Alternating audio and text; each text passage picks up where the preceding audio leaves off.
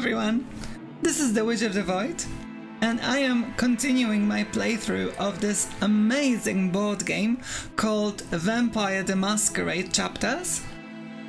I am obsessed with it, and today I'm continuing through the prologues which introduce the characters you can play as in this game. Right now I'm recording the 5th prologue of the Nosferatu clan, and this prologue is of Lucianna Ricci. So without further ado, I already set up Lucianna's board up to her attributes from the card. So as you can see, this is a very physical character who is also good at mental checks. So let's put her here. Okay, let's do this. Of course, I also have the booklet with me for Lucianna, but I'll be using the web app for convenience because it's just faster.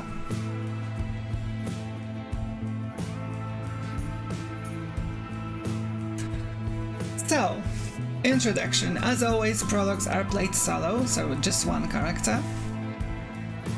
It's been 3 hours since you exited your haven after Montreal Sheriff Caleb Duval asked you to try to gather information about the recent disappearance of a theater troupe consisting of both mortals and vampires, the latter of the Toreador clan.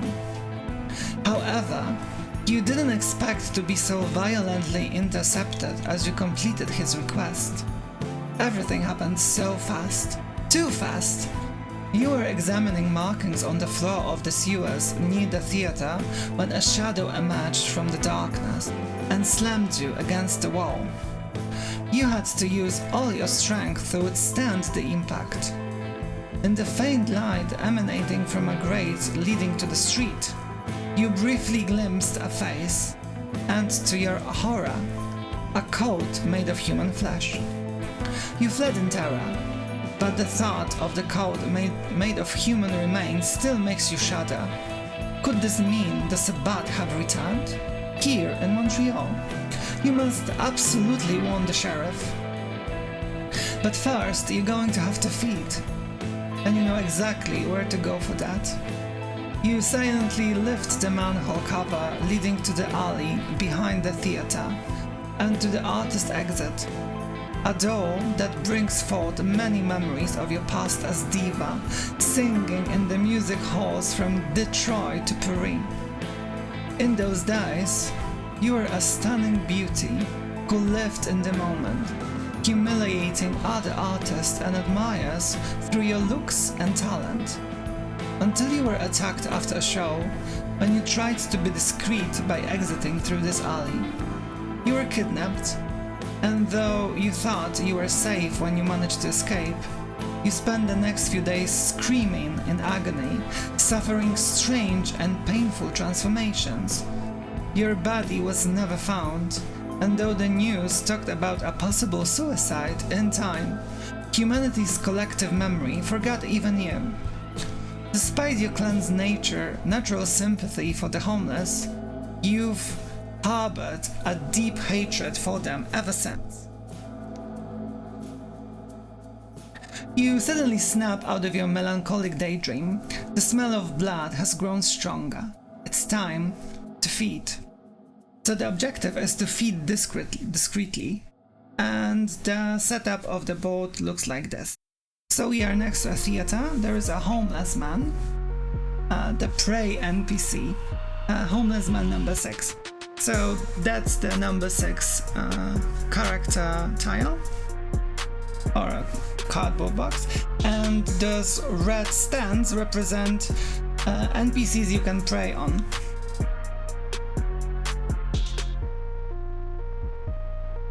So he's over here.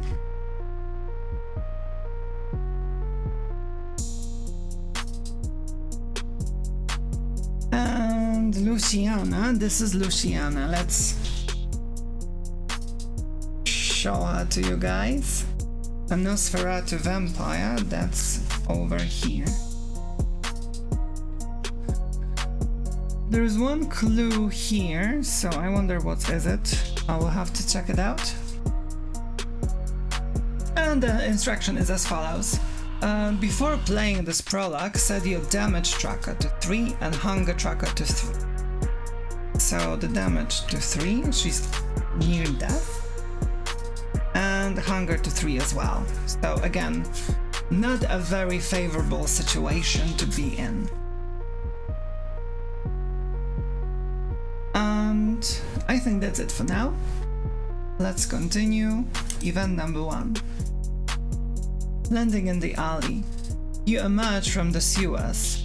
A quick glance around the small alleyway in which you find yourself helps you spot a vagrant under a makeshift shelter made out of cardboard boxes. Your thirst for blood guided you all the way to this homeless man. Your gaze is also caught by a familiar poster discarded in a nearby trash can. Time to get started. When you are adjacent to the homeless man number 6, you must read event number 2, but I'm not doing that. I will try to go for the familiar poster next to the trash can. Okay then, so her athletics is 2 and movement is athletics +1, so she can move through 3 tiles. So let's go to the clue number 1.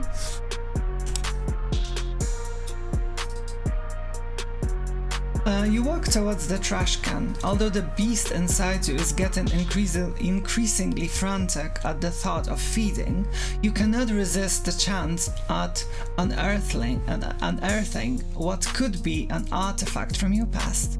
The poster is buried under a mound of trash and appears to have been left to the elements for quite some time. You will have to be delicate. And so now Lucianna has to do a physical plus search check and needs to have a lot of success. So she needs 5 successes to actually read the event number 2. Let's try to do that. So she has 3 automatic successes from search skill, and she does a physical check, which means she only gets to roll 2 dice, so that's a close call. And because she's hungry, I won't be able to re-roll the dice. So here's hoping. I only get 1 automatic success, so it means I didn't get to roll 5, so I need to read this one. You're elbow deep in pile of trash. You get distracted as you look at the walls of the theater you once attended when all of a sudden rip. Time and trash have turned most of this poster to mush. It tore the moment you pulled on it. You look forlornly at the pitiful corner that you managed to pull out. It was indeed a poster from your premiere as a prima donna. It must have been left in storage for years after your supposed death and been discarded recently. There was no point for the theater to keep this reminder of a past you can only long for. Now you are covered in trash and empty-handed. Mistrusted effect. Those are 30 down, so close.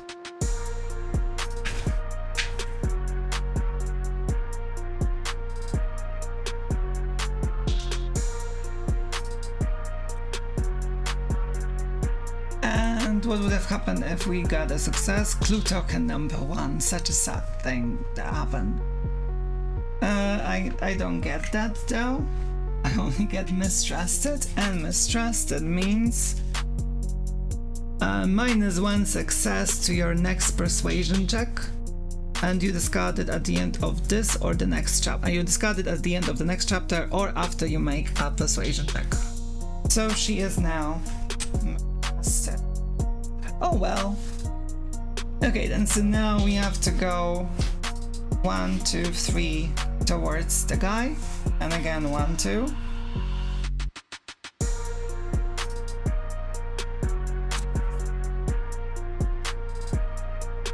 And because now I'm adjacent to the homeless man, I need to read number 2.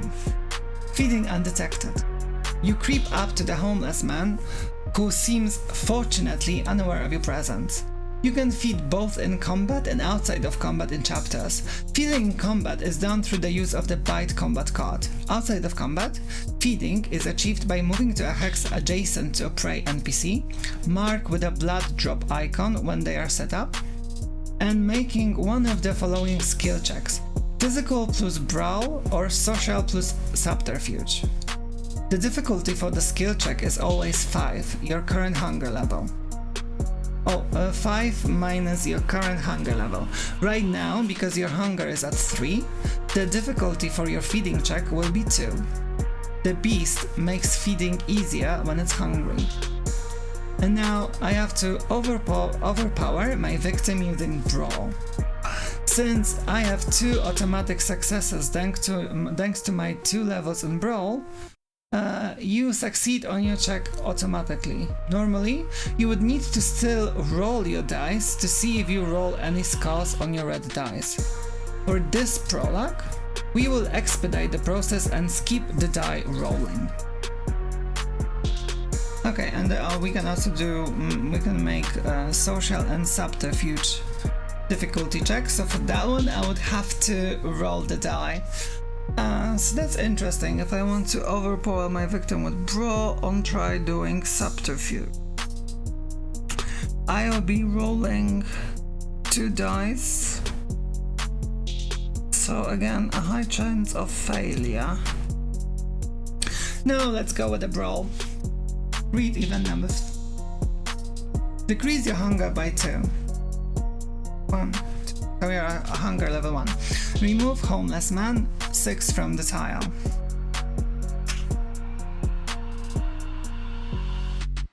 You remove your fangs from the man's neck and lick the wounds close so as to avoid leaving a trace of your feeding behind and breaking the masquerade. After everything that happened to you, a masquerade breach is the last thing you want. You did well too. As soon as you are down, you hear the footsteps and light conversation of a couple of kine walked by the alley. Hey, you hear a man shout. Is everything okay over there? Shit, just your luck. You will have to sneak away or deal with them somehow.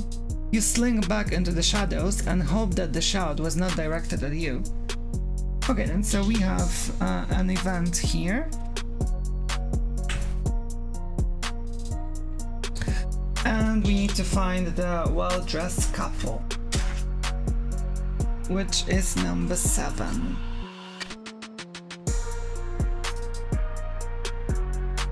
They are normal NPCs, so not prey NPCs. And this is how they look.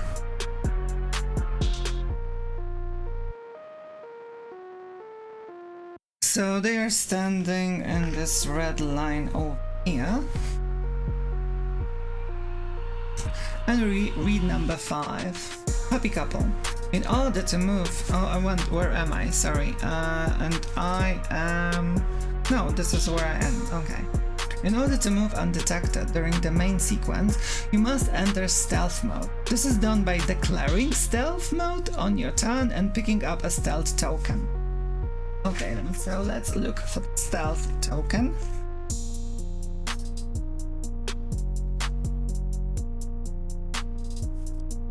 This is the stealth token. It's actually pretty nice. It's a mouth covered by a finger. So hush.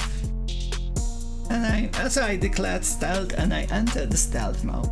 While in stealth mode, if you want to move through an NPC's line of sight, you must make a physical plus stealth check with a difficulty that varies according to the following factors.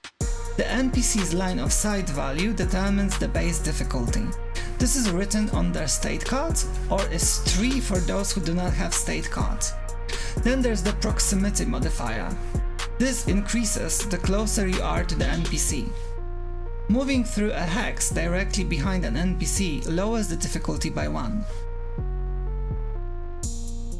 You must make this stealth check once. If you move through more than 1 hex within an NPC line of sight, the difficulty of the stealth check will be the highest among all hexes crossed. It is highly suggested to read the stealth examples starting on page 51 of the rulebook. Reminder, because they do not have a state card, this couple line of sight is 3. If you are in well-dressed couple line of sight without a stealth token, you must read this dialogue number 1. You must leave this alley and warn the Camarilla about what you saw in the sewers. So let's mark somehow their line of sight. What do we have a lot of? I guess... So the line of sight is a cone. Line of sight goes in front of those NPCs and it spreads like this.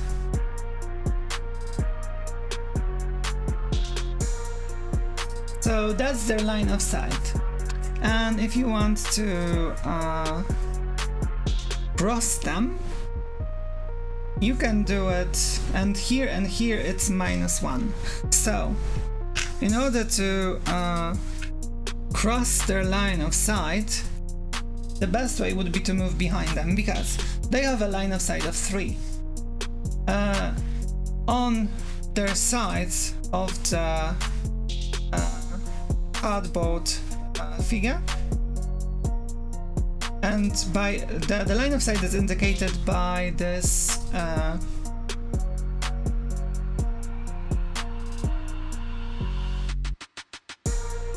boldened yeah, as you can see, there's like a boldened arrow on the stand, and it indicates where the line of sight starts. So as per the setup, this is their front, this is their back. So the line of sight goes like this. They have 3 here, so on their left side and left and right side, you have to make a skill check of 3. So I mean, it has to be higher than 3 for physical and stealth. And for each level of their line of sight here, you have to add additional points. So the closer, if you move behind them, the highest number of stealth you might do is the highest number of the difficulty that you must overcome is 3 if you move through their sight, or 2 if you move behind them, because it's -1 line of sight if you move behind an enemy or an NPC. But if you go in front of them, then the difficulty check increases. So the closest to them, you have +3 points. So here you have +3 points, here you have +2, and here you have +1. So if I would choose to go in front of them, I would have to at least make a skill check for a difficulty of 4. If I would move closer, it would be a difficulty of 5, and if it would be in front of their eyes, in front of them, it would be a difficulty of 6. So that's quite a lot. So I would have to go behind them in order to do that. And for her, the skill check would be physical plus stealth. So she has 2 automatic successes, and she rolls 2 dice for the physical. Okay, then, so we move through the board. It's 1, 2, 3, and it's the end of the round.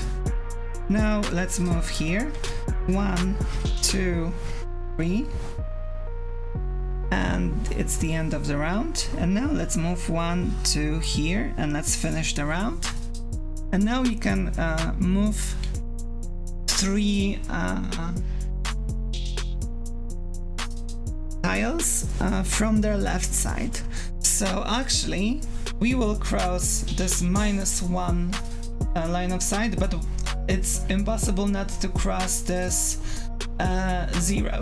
So the skill check is actually 3, because it's the highest line of sight difficulty check that you have to do. So I have automatic successes of 2, because I have hunger of 1. I will have to roll one black and one red die, and I need to roll at least one success. I did. Lucky from me. That's 3. So the difficulty of 3 means I had to roll at least 3 to be able to successfully cross it. So I'm doing 1, 2, 3. I am still outside of their line of sight and I passed it through successfully, so I don't actually have to interact with them, and that's what I want to do. So I'm moving 1, 2 to this event, and because I didn't break the stealth in front of them, I don't have to read the dialogue. So let's continue and go to action token number 1. Masquerade preserved. You have managed to leave this alley unnoticed. As you venture out into the night, you hear the couple faintly. It seems they have discovered the body of the unconscious homeless man and are now calling the cops. No matter, you will be long gone before then. The Camarilla must be warned about this dangerous kindred you encountered tonight. That one kind had to almost die, for it is but a small price to pay, and one you can live with. Take the poker face effect card number 31. Okay, so poker face. 1 success to your next subterfuge check. Given proper motivation, almost anyone will believe almost anything. Poker face. We have now 2 cards, Mistrusted and Poker Face, and you can read the conclusion of the story. You used to live off consecutive successes and admires, but over those past few years, your objectives and motivations have changed. You are now a brilliant spy in the service of the Camarilla. Yet, despite your prowess, you can't help but feel pangs of longing every now and then at the thought of who you used to be. You find and descend the ladder leading back down into the sewers. At the bottom, you hop off with a splash, once again plunging into the complete darkness and dirty, murky waters of the Montreal sewer system. But no matter. You must warn Caleb Duval of what you saw. But first, you must inform the other Nosferatu so they can spread the word to other kindred. You sigh. At least you managed to feed before making your way back here. As you begin heading towards the Chamber of Horrors, you hear an echo and jump. A quick glance in the direction of the noise reveals the silhouette of a simple rat. It leaves with a squeak. Your earlier encounter with the Sabbat vampire has left you nervous. You better hurry. After all, he might return. So everyone gains 1 additional XP. Okay then, so this concludes the prologue of Lucianna, the Nosferatu. I hope you enjoyed it, guys. I still haven't decided who I'll be playing through the chapters after all, later on. Lucianna is one of the characters I might be willing to pick. And please let me know what you think. Do you like her story? Please leave a comment, a like, or subscribe to my channel for the next chapters and prologues of this amazing board game. Thank you very much for watching. This was The Witch of the Void, and see you next time. Bye!